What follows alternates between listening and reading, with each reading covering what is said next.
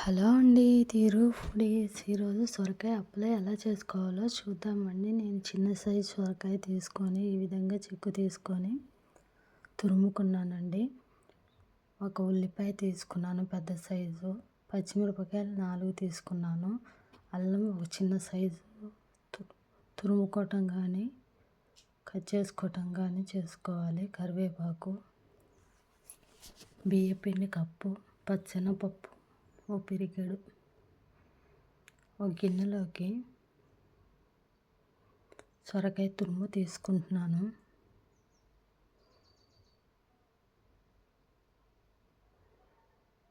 ఉల్లిపాయ ముక్కలు వేసుకొని, పచ్చిమిరపకాయ ముక్కలు,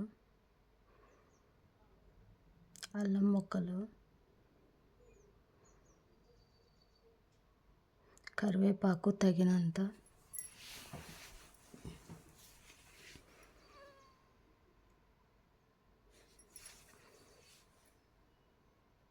ఓ పిరికెడు పచ్చెనపప్పు వేసుకుంటున్నాను.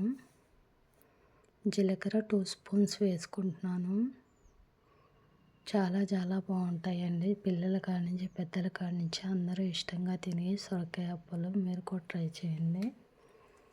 సాల్ట్ అండి తగినంత వేసుకొని ఈ విధంగా కలుపుకోవాలండి. బియ్యపిండి కూడా మనం కలిసే వరకు తిప్పుకోవాలండి, వేసుకోవాలి.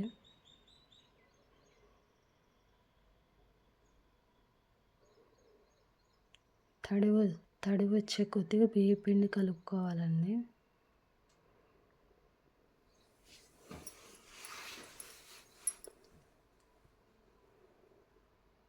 ఈ విధంగా బియ్యపిండి తీసుకొని మంచిగా కలుపుకోవాలి, అంతా కలిసేలాగా. నాకు ఇంకొంచెం పట్టిందండి, ఇంకొంచెం వేసుకున్నాను. మీరు కూడా ట్రై చేయండి, చాలా బాగుంటాయి.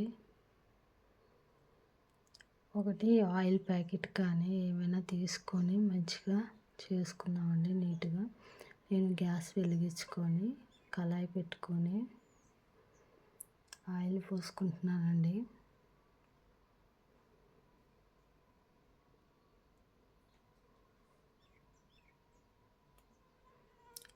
ఆయిల్ సరిపోయినంత తీసుకొని నేను ఆయిల్ కవర్ తీసుకున్నానండి. ఈ విధంగా అప్పల్ని ఒత్తుకుంటున్నాను.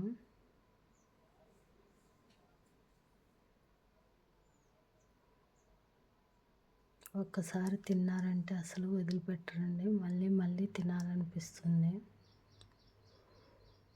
ఈ విధంగా చేసుకొని ఆయిల్ హీట్ అయిన తర్వాత అప్పల్ని వేసుకుందాము, సొరకాయ అప్పచ్చల్ని.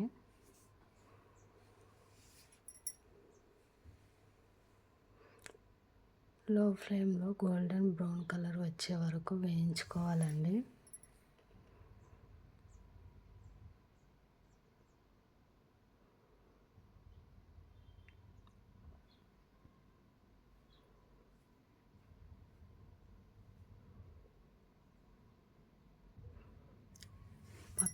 పక్కా ఇదే కొలతలతో ట్రై చేయండి, మీకు చాలా బాగా కుదురుతాయండి.